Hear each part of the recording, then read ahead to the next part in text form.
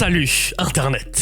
Aujourd'hui, j'avais envie de remonter le temps, de grimper à bord du Tardis, de la DeLorean et de nous concocter une sorte de petit journal de l'année 1924, il y a pile poil 100 ans, histoire de redécouvrir toutes ces personnes, trucs, événements qui prennent un bon coup de vieux cette année en 2024. On passe la couverture et on ouvre direct en page 7.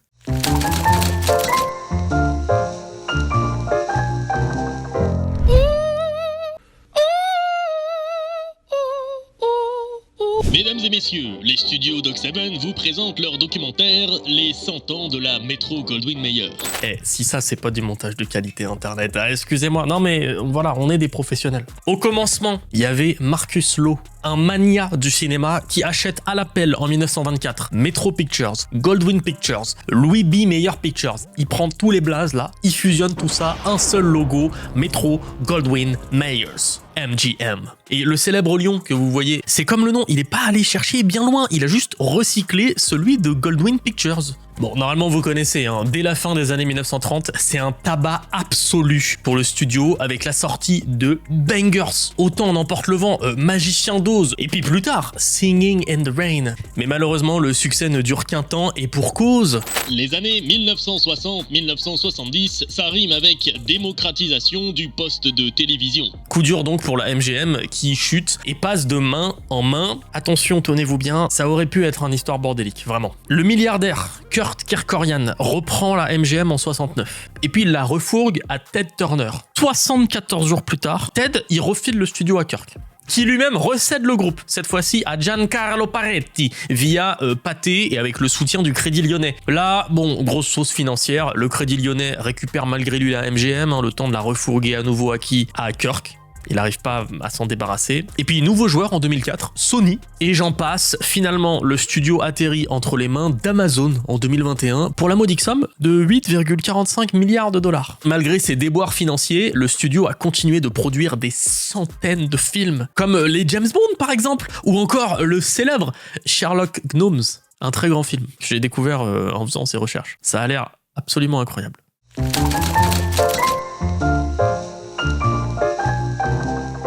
On revient dans l'Hexagone pour ce numéro 6, plus précisément à Chamonix pour la chronique sport de cette année 1924. Et ça tombe bien, c'est un peu d'actualité. Du 25 janvier au 5 février se sont déroulés les tout premiers Jeux Olympiques d'hiver de l'histoire. C'est les premiers. Regardez-moi cette affiche, ça avait l'air incroyable. D'ailleurs, sur cette affiche, petit détail intéressant, juste ici là, vous voyez, il n'y a pas marqué explicitement Jeux Olympiques. En fait, ils ont pu être brandés officiellement comme tels que l'année d'après, parce que certains pays nordiques ont essayé de mettre leur veto, voilà. Ils étaient pas très contents qu'on organise une autre compétition, alors que dans les pays nordiques, il y avait déjà un équivalent. Ces dissidents du CIO ont beaucoup râlé, et ils se sont opposés à ce que les Jeux de Chamonix soient olympiques.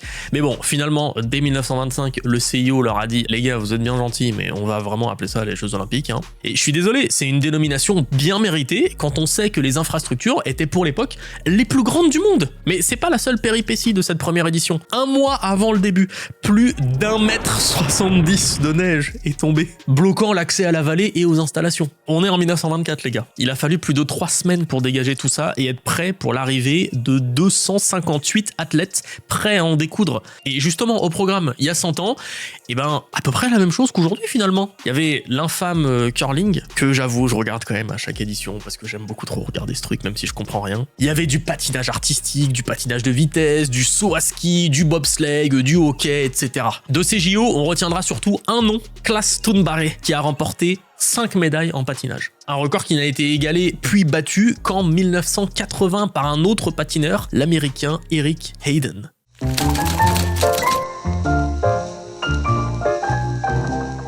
Regardons un peu le drapeau de Californie. Il n'a pas été créé en 1924, il date de 1846, si vous voulez tout savoir. Mais moi, ce qui m'intéresse, et ce qui date de 1924, c'est la dernière fois qu'on a vu l'animal représenté dessus, le grizzly de Californie, dans le parc national de Sequoia. Petite photo de moi dans cette forêt d'ailleurs. Cet ours est une sous-espèce de l'ours brun qui a été victime d'une très mauvaise presse. De manière générale, ses descriptions étaient totalement exagérées. On le faisait passer pour un animal sanguinaire pouvant atteindre les 900 kilos, sauf que des études récentes prouvent que les individus individus californiens étaient d'un gabarit normal pour des ours. C'était pas des trucs extraordinaires non plus. Le plus tragique dans cette histoire, c'est que ce soi-disant monstre, qui était certes omnivore, mais en réalité, il avait une alimentation majoritairement végétarienne. En fait, c'est à l'arrivée des colons, notamment pendant la ruée vers l'or, que leur alimentation a un petit peu changé. Qui dit installation d'Européens dit ferme, élevage, autrement dit des réunions de proies faciles pour les ours. Hein. Non mais les gars, c'est un animal. Je veux dire, même moi, tu me mets dans une salle remplie de kebabs, bah je vais manger du kebab, je vais pas aller m'embêter à aller acheter des carottes pour... Non mais à un moment, faut les comprendre les gars. Ils voient de la nourriture regroupée, bah ils mangent quoi, voilà, ils se posent pas plus de questions. Et même là, la viande était loin de représenter sa principale source de subsistance. Mais forcément, les colons qui voyaient leur troupeau décimé, ils ont pété un câble et ils ont fait du grizzly de Californie l'ennemi à abattre. C'est même devenu une petite compétition. Celui qui chassera le plus gros possible. Il y a même des cas de vaqueros, c'est les ancêtres des cowboys, qui les capturaient pour ensuite les opposer dans un duel avec un autre animal. C'est l'équivalent moderne de, je sais pas si vous avez déjà vu ces vidéos là, une menthe religieuse face à un scarabée, qui va gagner? Un scolopendre face à un papillon, qui va... Bah voilà, c'est pareil. Conséquence, la population a fortement diminué avant de s'éteindre complètement en 1924. Depuis quelques années, il y a des projets de réinsertion d'ours bruns dans l'État qui sont envisagés. Bon, affaire à suivre.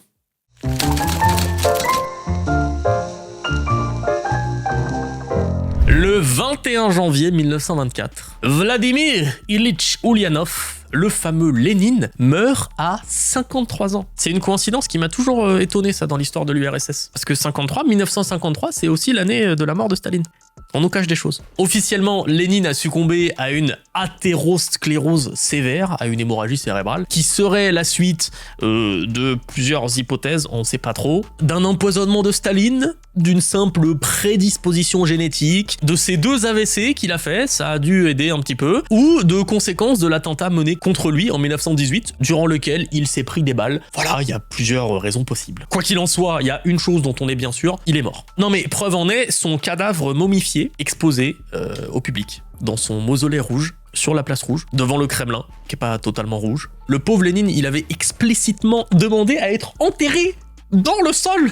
Mais non, les autorités, elles ont fait non les gars, non, mais que ça soit pour des raisons politiques, symboliques, non, sous verre, c'est très bien aussi. Faut dire qu'à sa mort, près de 50 000 personnes se sont pressées pour le voir, malgré le froid glacial. C'est presque autant de monde qu'à l'ouverture du premier McDo à Moscou. Et 100 ans après, son état de conservation est exceptionnel. Ça fait peur à voir, c'est une prouesse dont l'Institut des plantes médicinales et aromatiques de Moscou n'est pas prêt de révéler tous les secrets.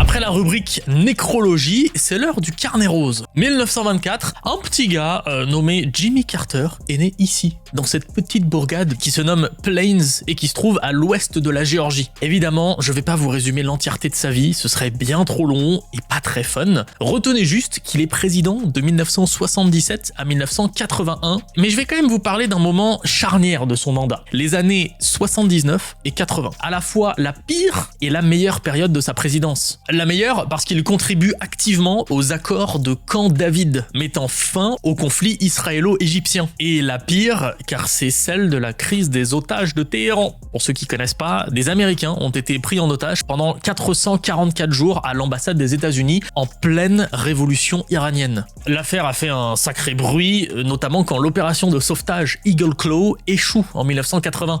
Ça a pas beaucoup aidé pour sa réélection à Carter et Reagan l'a remplacé en 1981.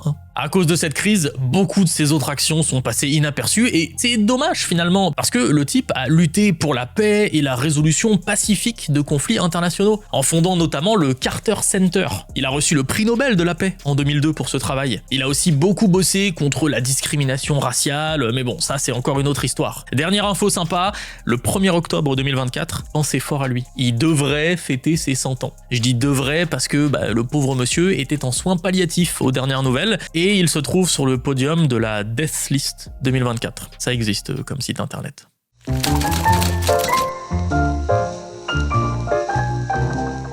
En 2024, on célèbre aussi le centenaire d'un mystère qui continue de faire parler dans le monde de l'alpinisme. Est-ce que le sommet de l'Everest a été atteint en 1924, 29 ans avant Tenzing Norgay et Edmund Hillary? C'est une question plus compliquée qu'il n'y paraît. Voilà les faits. Le 8 juin 1924, George Mallory et Andrew Irvine, les deux types sur la photo, se lancent dans l'ascension en partant d'ici, du glacier de John Bu, situé du côté nord et donc du côté tibétain de l'Everest. Ce chemin est bien plus difficile à escalader que le penchant sud, mais à l'époque, le Népal est complètement fermé aux étrangers. Après 2 jours de montée, ils sont aperçus à presque 8500 mètres, tout près du sommet, et puis plus rien. C'est la dernière fois qu'on les a vus vivants. Depuis, forcément, la question reste, ont-ils atteint le sommet, oui ou non? Pour le savoir, il faudrait trouver l'appareil photo d'Irvine, qui devait immortaliser leur arrivée sur le toit du monde. Sauf que pendant des décennies, rien, pas une trace des 2 alpinistes, jusqu'en 1999. J'adore cette histoire, elle est pleine de rebondissements. En 1999, donc, une expédition retrouve à 8290 mètres,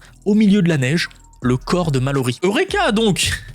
Oui mais non, parce que aucune trace du Kodak ou du corps d'Irvine. Si on n'a pas de preuves irréfutables, pour l'instant les historiens penchent plutôt vers un non. Déjà les équipements étaient trop lourds et sommaires. Ils avaient que des vestes en tweed, ils avaient pas de crampons, leur appareil à oxygène pesait 13 kilos, mais surtout il leur restait un passage à escalader extrêmement technique. Bref, tout ça pour dire que pour l'instant, 100 ans plus tard, le mystère reste entier.